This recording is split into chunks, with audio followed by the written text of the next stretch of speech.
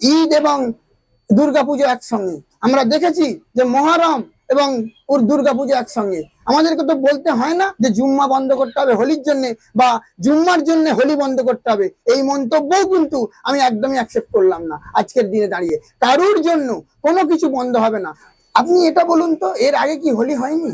না এর আগে জুম্মা হয়নি? এ ভারতবর্ষকে কি শেখাতে হবে সম্প্রীতি? এই সব কিছু অপদার্থ অফিসারদের দ্বারাই আজকের আমাদের ভারতবর্ষ, স্বপ্ন এবং গর্বের ভারতবর্ষ, সম্প্রীতিকে এরা নষ্ট করে দিচ্ছে। আমরা দেখেছি বিগত দিনে ঈদ এবং দুর্গাপুজো একসঙ্গে। আমরা দেখেছি যে মহরম এবং দুর্গাপুজো একসঙ্গে। আমাদেরকে তো বলতে হয় না, আমাদেরকে সম্প্রীতি শেখাতে হবে না?